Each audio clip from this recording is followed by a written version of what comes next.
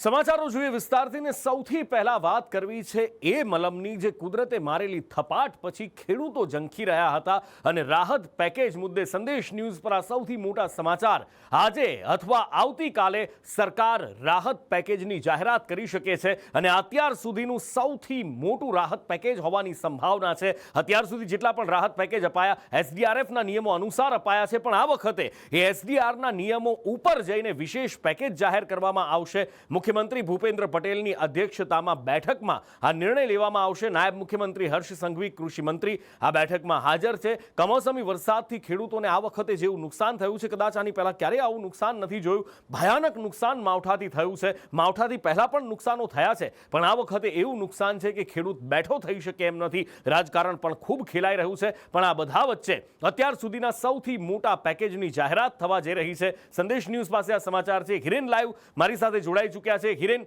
કઈ રીતના આ પેકેજની એક એનું બંધારણ હશે? કઈ રીતે પેકેજમાં છૂટછાટો એસડીઆરએફના લેવલથી ઉપર જઈને આપવામાં આવી હોઈ શકે છે? કારણ કે ખેડૂતોને એવું નુકસાન છે જે કદાચ રાહત પેકેજથી ભરપાઈ થઈ શકે એમ નથી, એવું ખેડૂતો કહી રહ્યા છે। તો ખેડૂતોને બેઠા કરવા, ખેડૂતોના હામી બનવા માટેને શું આ પેકેજમાં એવી ખાસ વાતો હોઈ શકે? તો સ્વાભાવિક રીતે આ કમોસમી વરસાદ છે અને પાક તૈયાર થયેલો છે, એના ઉપર આ વરસાદનો માર છે, એટલે ખેડૂતને કોઈ પણ પ્રકારે હવે એમાંથી નવી આશા નથી અને એટલા જ માટે સરકારે તાત્કાલિક ધોરણે ગામ વાઇઝ સર્વે કરી અને આ સહાય આપવાનો નિર્ણય કર્યો છે।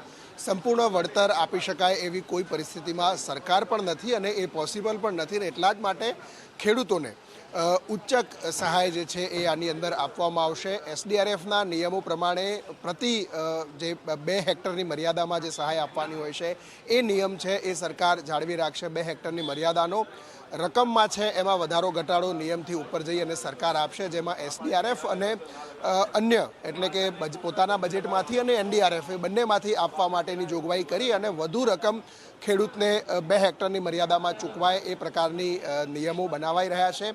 પેકેજને અને એની રકમને મોટે ભાગે કામગીરી પૂર્ણ થઈ ચૂકી છે। માત્ર જે નિયમો છે કે એસડીઆરએફના જે નિયમો છે એને વળગી રહે તો ખેડૂતને કોઈ સીધી રીતે લાભ થાય એ પ્રકારની શક્યતા નથી। એસડીઆરએફના નિયમો પ્રમાણે ખેડૂતોને નુકસાન છે એના પેરેલલ સરકારની સહાય 0% ગણી શકાય પ્રકારની સ્થિતિ છે, એટલે જ એસડીઆરએફના નિયમોમાં ફેરફાર કરી અને થોડાક વધારે પૈસા મળે એ પ્રકારની નિયમો અને અન્ય રાજ્યોમાં આ પ્રકારની પરિસ્થિતિમાં પેકેજ આપેલા છે તો એમાં નિયમો શું છે એનો અભ્યાસ કરી અને નિયમોનું આખરીકરણ કરવામાં આવી રહ્યું છે। એટલે સંભવતઃ આવતીકાલ બપોર સુધીમાં આ પેકેજ જાહેર કરવાની સમય મર્યાદા છે તે લંબાવાય તેવી અત્યારે શક્યતા વધુ દેખાઈ રહી છે અને આવતીકાલે જ બપોરે જાહેરાત થાય તો નવાઈ નહીં। સાથે જે નુકસાની છે તો નુકસાની લગભગ 50% કરતાં પણ વધુ વિસ્તારની અંદર પાક નુકસાનીનો અંદાજ અત્યારે આવી રહ્યો છે। 40થી 42 લાખ હેક્ટર વિસ્તાર છે, એમાં નુકસાની અત્યારે દેખાઈ રહી છે સરકારી આંકડા પ્રમાણે અને એ આંકડાના આધારે સરકાર અત્યાર સુધીનું સૌથી મોટું પેકેજ એસડીઆરએફ અને એનડીઆરએફ, કારણ કે સરકાર પાસે લગભગ 2500થી 2600 કરોડની રકમ એસડીઆરએફમાં અત્યારે પડેલી છે, એનો ઉપયોગ પણ સરકાર દિલ ખોલીને કરે તેવી સંભાવનાઓ વધુ દેખાઈ રહી છે।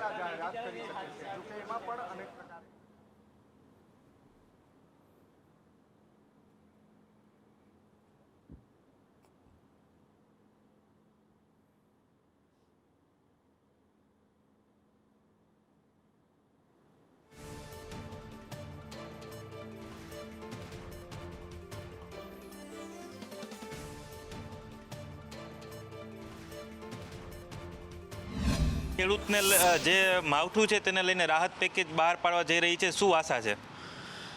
આપણો દેશ ખેતી પ્રધાન દેશ છે અને હજી પણ 60થી 65 લોકો આપણા દેશના ખેતી અને ખેત પેદાશ સાથે જોડાયેલા છે, પરંતુ છેલ્લા 4-5 વર્ષથી જોઈ તો વરસાદની અનિયમિતતાના હિસાબે માવઠાની અસર ક્યારેક ક્યારેક થાય છે અને એનો ભોગ જો આ સમાજમાં કોઈ બનતું હોય ને તો ખેડૂત અને પશુપાલકો છે। અને જ્યારે પણ માવઠું પડે ત્યારે માણસો કરતાં વધારેમાં વધારે કોઈ નુકસાની ભોગવવી પડતી હોય ને તો એ પશુપાલકો છે, કારણ કે પશુનો માલ બધો સડી જતો હોય છે અને ખેડૂતોનો માલ બધો બગડી જતો હોય છે, એની ક્વોલિટી નબળી પડે અને નુકસાની જતી હોય, મજૂરી ખર્ચ વધતો હોય, ઉત્પાદન ઘટે, એના હિસાબે ખેડૂતોને બહુ લાંબી નુકસાની ભોગવવી પડે છે। જે તે સમયે સરકાર દ્વારા પાક વીમો દેવામાં આવતો, કોઈ કારણોસર પાક વીમો પણ બંધ થયેલો છે છે. મુખ્યમંત્રી સહાય યોજના છે એની અંદર પણ ક્યાંક ને ક્યાંક ખેડૂતોને સહાયમાં અનિયમિતતા આવી રહી છે. પરંતુ જ્યારે સરકારે સર્વે કરી અને આ સહાય અત્યારે જે આ માવઠાની જે હાલ ગુજરાતમાં અને જે માવઠું પડ્યું છે એ માવઠાને લઈને સરકાર જે જાહેરાત કરવાની છે, વાતાવરણ એવું બની રહ્યું છે, એવું પણ જાણવા મળ્યું છે કે સરકાર ખૂબ ખેડૂતોને મદદ કરે એમ છે. આવી કપરી પરિસ્થિતિને સરકારે ખેડૂતો હમું ખરેખર જોવું જોઈએ અને વધારેમાં વધારે ખેડૂતને મદદરૂપ થવું જોઈએ. ખેડૂત હોય, પશુપાલક હોય છે, એને ગાય, બળદ, ભેંસ હોય તો એને ખવડાવવાનો જે ચારો એ મગફળીનો ચારો પણ હાવ વરસાદ થવાથી બળી ગયો છે. એટલે સરકારે મેક્સિમમ ખેડૂત માટે રાહત પેકેજ જાહેર કરવું જોઈએ. છેલ્લા 10 દિવસથી જે વરસાદ પડ્યો એમાં ખેડૂતને બહુ પાકમાં નુકસાન થયું અને પાકમાં નુકસાન થવાને લીધે વધારે પડતું જે પાક અત્યારે ઉગ્યો તો એની ઉપર ડબલ ઉગી ગયો પાક. એટલે ખેડૂતના હાથમાં કંઈ આવ્યું નથી. એટલે ખેડૂતને જોઈએ તો અત્યારે અમારે એગ્રોમાં જે ભરપાઈ કરવાનો હોય પૈસા એ પણ અત્યારે ખેડૂતને આપી શકે એવું પરિસ્થિતિ થોડીક કઠિન થઈ ગઈ છે. તો સરકાર એને ધ્યાનમાં રાખીને એને પૂરતું વળતર આપે અને એને અનુસંધાને પશુપાલન ભાઈઓને પણ અત્યારે ચારો જે કંઈ મળે એમ છે નહીં. એના લીધે ઘણું વળતર સરકાર આપે એવી આશા. કેમેરામેન માધવ ભટ્ટ સાથે દિવ્યેશ જોશી, સંદેશ ન્યૂઝ, રાજકોટ. એટલે એક બાજુ અત્યાર સુધીનું સૌથી મોટું રાહત પેકેજ જાહેર થવા જઈ રહ્યું છે. એસડીઆરએફના નિયમોથી ઉપર જઈ અને સરકાર રાહત આપવા જઈ રહી છે. બીજી બાજુ એક એવી માંગ પણ ઉઠી છે કે ખેડૂતોનું દેવું માફ કરી દેવું જોઈએ, જેના પર કિસાન સંઘે કહ્યું છે કે દેવા માફી એ કોઈ ઉકેલ નથી. બધા ખેડૂતો લોન નથી લેતા. કેટલાક જમીન ભાડે રાખીને ખેતી કરે છે. લોન જેમણે નથી લીધી એવા ખેડૂતોને પણ લાભ મળવો જોઈએ. કે ભાઈ ગુજરાતની પરિસ્થિતિ અલગ છે. ગુજરાતની અંદર બધા જ ખેડૂતોએ લોન લીધી હશે એવું પણ નથી. ગુજરાતની અંદર ખેતી કેટલાક ખેડૂતો ભાગથી પણ કરતા હોય છે, કેટલાક ખેડૂતો જમીન ભાડે રાખીને પણ કરતા હોય છે, જેને લોન નથી લીધી પરંતુ એને ખેતી તો કરી છે ને, તો એને વળતર કેમ ના મળવું જોઈએ? એને પણ વળતર મળવું જોઈએ. એટલે ભારતીય કિસાન સંઘ સ્પષ્ટ માંગણી કરે છે કે ભાઈ એને જે ખર્ચ થયો છે એ ખર્ચને ધ્યાને રાખો. જ્યારે ખેડૂતના હાથમાં એનું ખર્ચ પૂરેપૂરું અને એનું વળતર આવશે તો એ રકમ એને લીધેલી લોન પેટે પણ ભરપાઈ કરી શકશે. માત્ર દેવા માફી એ સમસ્યાનો ઉકેલ નથી. એટલે ભારતીય કિસાન સંઘ સ્પષ્ટપણે માને છે કે દરેક ક્રોપ વાઇઝ ખેડૂતે જે 15થી લઈને 28,000 રૂપિયા સુધીનો જે ખર્ચ કર્યો છે એ ખર્ચને ધ્યાને રાખી અને સરકાર વળતરની જાહેરાત કરે. ધારાસભ્ય કુમાર કાનાણીએ મુખ્યમંત્રીને પત્ર લખ્યો હતો અને ખેડૂતોને વધુમાં વધુ મદદરૂપ થવા માટે હાકલ કરી હતી. ત્યારે સાવરકુંડલાના નગરપાલિકાના ગેટ પાસે કુમાર કાનાણીના બેનર લાગ્યા છે. એમનો આભાર વ્યક્ત કરતા આ બેનર લાગ્યા હતા, જેના પર કુમાર કાનાણીએ નિવેદન આપ્યું છે અને કહ્યું છે કે આ કોઈ એમણે વાહવાઈ લૂંટવા માટે નહીં, પણ ખેડૂતોની વેદનાને વાચા આપવા માટે પત્ર લખ્યો હતો. ખેડૂતોની વેદના, ખેડૂતોને ખરેખરમાં જે નુકસાન થયું છે એ ભરપાઈ થાય એના પ્રયાસ એમણે કર્યા હતા. ખેડૂતની ખિલાફ એની વ્યથાઓ જાણું છું, એટલા માટે સરકાર સુધીનો અવાજ પહોંચાડવાનો મેં પ્રયાસ કર્યો છે. બાકી કોઈ મારી વાહ છે એટલા માટે મેં આ પ્રયાસો નથી કર્યા, પણ ખેડૂતનો અવાજ બની અને સરકાર સુધીનો અવાજ જાય એના પ્રયાસો મેં કર્યા છે. રાજકીય પાર્ટીઓ વિરોધ પક્ષ હોય તો એ 100% એના પ્રયાસો કરતા હોય, એની વાત મૂકતા હોય, પરંતુ હું ચોક્કસપણે માનું છું કે આમાં કોઈએ પણ રાજકારણ કરવાની જરૂર નથી. આ બાજુ ખેડામાં પાક નુકસાન સર્વે પર કોંગ્રેસે આરોપ લગાવ્યા છે. કોંગ્રેસે સવાલ ઉઠાવ્યો છે કે 2 દિવસમાં સર્વે કેવી રીતે પૂરો થઈ ગયો? અહીંયા 1,35,000 હેક્ટરમાં તંત્રએ સર્વે બતાવ્યો છે. રવિવારે 17,000 હેક્ટર જમીનમાં જ સર્વે થયો હતો અને હવે કાગળ પર કામગીરી થતી હોવાના કોંગ્રેસે આરોપ લગાવ્યા છે. ખેડા જિલ્લામાં ઓક્ટોબર બાદ માસમાં લાસ્ટ વીકમાં જે વરસાદ પડ્યો છે એના લીધે ડાંગર, તમાકુ, મગફળી જેવા પાકોમાં નુકસાનનો પ્રાથમિક અહેવાલ મળ્યો હતો અને એના આધારે ખેડા જિલ્લામાં 130 ટીમો બનાવીને સર્વે હાથ ધરવામાં આવ્યો છે અને ગ્રામ પંચાયતમાં રોજકામ કરીને સંપૂર્ણ સર્વે આજે પૂર્ણ કરવામાં આવેલો છે. ખેડા જિલ્લામાં 1,35,000 હેક્ટર અસરગ્રસ્ત વિસ્તાર ને આવરી લીધેલો છે. જ્યારે આ ટીમો બનાવીને પ્રથમ દિવસે એટલે કે રવિવારે જે સર્વે કરવામાં આવ્યો 17,000 હેક્ટર બતાવવામાં આવ્યા, ત્યારબાદ માહિતી વિભાગ દ્વારા બીજે દિવસે સોમવારે જે સર્વે ખેડા જિલ્લામાં થયો એમાં 1,35,000 હેક્ટરમાં આ સર્વેની કામગીરી પૂર્ણ બતાવવામાં આવી. તો આ ખરેખર જો સર્વે જે રીતે થવો જોઈએ એ રીતે થયો છે? જો આ સર્વે આવી રીતે ઉતાવળે આબા પાકે એવી રીતે કરવામાં, સરકાર વાહવાઈ લૂંટવામાં આવી રીતે વહીવટી તંત્ર દ્વારા આ ખોટો સર્વે થયો હોય એવું લાગી રહ્યું છે. આખરે જે સમાચારની રાહ જોવાઈ રહી હતી, જે આગાહીની રાહ જોવાઈ રહી હતી, એ આગાહી થઈ. અંબાલાલ કાકાએ કહ્યું છે કે હવે આ કમોસમી કહેર ઓછો થશે. અંબાલાલ પટેલનું કહેવું છે કે વરસાદનું જોર હવે રાજ્યમાં ઘટશે. 5 નવેમ્બર સુધી છૂટો છવાયો વરસાદ થઈ શકે છે અને ધીરે ધીરે વાદળો પણ આકાશમાંથી ગાયબ થઈ જશે.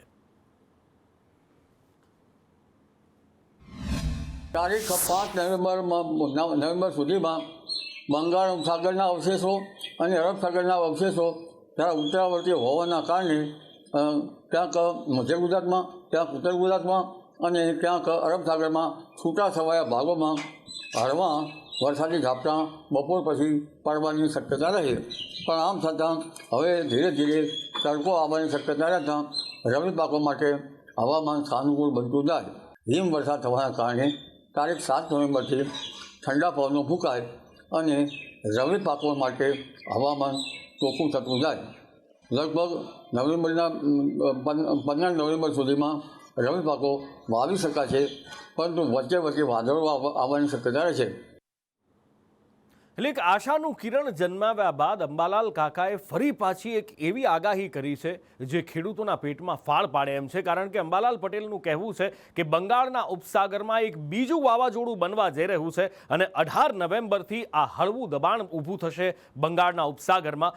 23 નવેમ્બર સુધીમાં એ ચક્રવાત બની શકે છે અને એ ચક્રવાતના ભેજની અસર, જ્યારે પણ બંગાળની ખાડીમાં કોઈ વાવાઝોડું અથવા ચક્રવાત આવતું હોય છે, એના ભેજની અસર છે ગુજરાત સુધી આવતી હોય છે. અને એટલે જ એમનું કહેવું છે કે ચક્રવાતના કારણે ફરી ગુજરાતમાં માવઠા જેવું વાતાવરણ બનશે.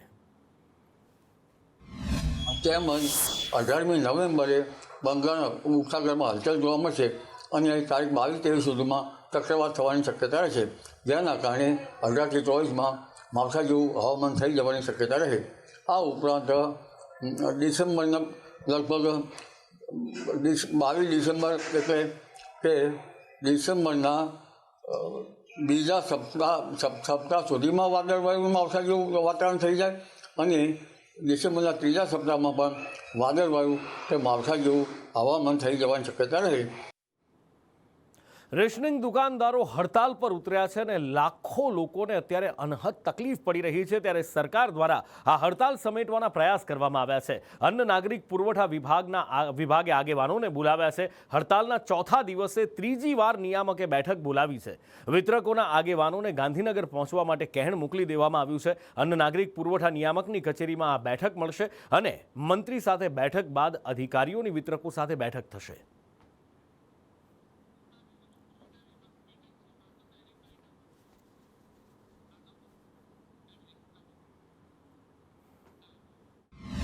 એસોસિએશનની ઘણી બધી માંગણીઓ પ્રત્યે વિભાગ એકદમ સકારાત્મક છે. 11 બાબતે સૂચનાઓ પણ પ્રસિદ્ધ કરી છે. બાકીની કમિશન વગેરે બાબતો અંગે વિભાગ એકદમ પોઝિટિવ છે, પણ એની એક પ્રક્રિયા હોય છે. જે પણ વિભાગ સત્વરે ચાલુ કરીને પૂર્ણ કરશે તો હું ફરીથી બધા દુકાનદારોને અપીલ કરું છું કે 5,000થી વધારે ચલણ જનરેટ પણ થયા છે, બધા જનરેટ કરી અને લાભાર્થીઓને લાભ મળે એના માટે સત્વરે વિતરણ ચાલુ કરે એવી મારી અપીલ છે. સોશિયલ મીડિયામાં એક પોસ્ટ મૂકવામાં આવી અને ગુજરાતના રાજકારણમાં પાછો ભડકો થયો. કારણ કે આ પોસ્ટ મૂકવામાં આવી હતી દિલીપ સંઘાણી દ્વારા. ભારતીય જનતા પાર્ટીના સિનિયર નેતા અને સહકારનું ખૂબ મોટું માથું, સહકારના આગેવાન. એમણે પોસ્ટ લખી અને કહ્યું છે, દીકરીના નિહાપા લાગ્યા. અમરેલી તાલુકા ભાજપમાં આ પોસ્ટ ચર્ચાનો વિષય બની છે. પાયલ ગોટી કેસ ઉપર આ ચર્ચા કરી હોય, આ પોસ્ટ કરી હોય, એ ચર્ચા સ્વાભાવિક રીતે અત્યારે અમરેલી જિલ્લામાં ઉઠી છે. અમરેલી તાલુકા ભાજપના આ વિવાદ અંગે નિશાન સાધવામાં આવ્યું છે અને તાલુકા પ્રમુખ ચેતન ધાનાણીએ બોલાચાલી થોડા દિવસો પહેલા કરી હતી. કાર્યકર્તાઓ સાથે એમની બોલાચાલી થઈ હતી અને એ પછી જિલ્લામાં વિવાદ વકર્યો હતો અને આ વિવાદ વકર્યા બાદ સંઘાણીએ નામ લીધા વગર દીકરીના નિસાસા લાગ્યા આ પોસ્ટ કરી છે. વધુ માહિતી સાથે મારી સાથે લાઈવ જોડાયા છે સહયોગી સંજય ચૌધરી. સંજય, આ અમરેલી જિલ્લાનું રાજકારણ આમ જુઓ તો આખા ગુજરાતથી અલગ રાજકારણ છે અને જ્યારે આ રાજકારણમાં એક નવો ઉફાણ આવે, સ્વાભાવિક છે કે એ વખતે પાયલ ગોટીનો કેસ જબરજસ્ત એ રાજકારણ લાવ્યો હતો, રાજકારણમાં ગરમાટો લાવ્યો હતો. ફરી એકવાર હવે જ્યારે તાલુકાની અંદર ચળભળ ચાલી રહી છે, ચળભળ તો નહીં પણ બોલાચાલી અને ભાજપમાં બધું જ ઠીક નથી અને એનું સીધું કનેક્શન દિલીપ સંઘાણીએ પાયલ ગોટી કેસ સાથે જોડ્યું છે. જે પ્રમાણેનું દિલીપ સંઘાણીએ આજે પોસ્ટ કરી કે દીકરીના નિશાસા લાગ્યા છે, બરાબર, એને લઈને જ એક રાજકારણ ચાલુ થઈ ગયું હતું અમરેલી જિલ્લામાં, અમરેલી તાલુકામાં, કે આ એક કોના સંદર્ભમાં છે. પરંતુ આ કેસને પાયલ ગોટીના કેસ સાથે પણ જોડવામાં આવે છે, કારણ કે જે ગઈકાલની જે એક ઘટના સામે આવી હતી કે ભાજપના તાલુકા પ્રમુખને સસ્પેન્ડ કરવા, એમના જોડેથી રાજીનામું માંગી લેવામાં આવ્યું, એવી પણ એ વાત હતી, કારણ કે તેમની સામે એક એટ્રોસિટીની ફરિયાદ નોંધાઈ. અને આ બાદ એ ટ્વીટ આવવું એ ખૂબ જ સંદર્ભ ગણાતું હતું, કારણ કે અમરેલી જિલ્લાનું રાજકારણ છે એ તમામ ગુજરાત કરતાં અલગ ચાલે છે, કારણ કે અમરેલી જિલ્લાની અંદર દિગ્ગજ નેતાઓ છે, મોટા મોટા ભાજપના નેતાઓ જે અમરેલી સાથે કનેક્શન ધરાવે છે. અને અમરેલીમાં ભૂતકાળમાં એવા કેસો, એવી ઘટનાઓ બની છે. સૌથી મોટો જે તાજેતરનો કિસ્સો હતો એ પાયલ ગોટીનો, અને પાયલ ગોટીના કેસને લઈને જ તમામ સંદર્ભ આ વાતને, આ પોસ્ટને પાયલ ગોટીના જે સાથે ઘટના ઘટી હતી તેને લઈને તેની સાથે જોડવામાં આવીને ચર્ચાઓ ગરમ થઈ હતી. સોશિયલ મીડિયા પર પણ ઘણા લોકો ટ્વીટ કરવાનું ચાલુ કરી દીધું. પરંતુ આ સંદર્ભે જ્યારે દિલીપ સંઘાણીને કોન્ટેક્ટ કરવામાં આવ્યો તો તેમને પણ આ મુદ્દે કંઈ બોલવાનું ટાળ્યું હતું. ભાજપના નેતાઓને પૂછવામાં આવ્યું તો ભાજપના નેતાઓ પણ આ મુદ્દે ચૂપ્પી સાધી લીધી છે.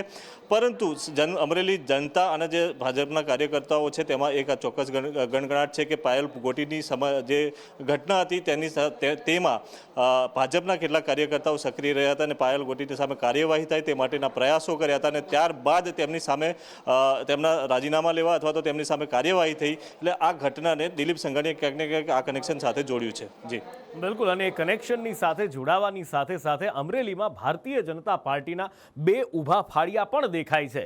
એક બાજુ સિનિયર નેતાઓ છે અને બીજી બાજુ જે નવા ઉભરતા ચહેરાઓ છે, એમની વચ્ચે લોકસભા હોય, વિધાનસભાની ચૂંટણી હોય, એમાં પણ જોયું છે. અને ફરી એકવાર એ જ દેખાઈ રહ્યું છે. આગળ જોવાનું છે કે હવે શું થાય છે. ખેર, આગળ વાત કરવી છે બનાસકાંઠાની, કે જ્યાં સાંસદ ગેનીબેન ઠાકોરે ગંભીર આરોપ લગાવ્યા છે. ફરી એકવાર પોલીસ પર આરોપ લગાવ્યા છે. અત્યાર સુધી ગેનીબેન દારૂ મુદ્દે આરોપ લગાવતા હતા, પણ હવે એમને આરોપ લગાવ્યો છે કે પોલીસની મિની ભગતથી થરાદ ડ્રગ્સનું હબ બની ગયું છે. પોલીસ હપ્તા લઈ અને છૂટછાટ આપે છે.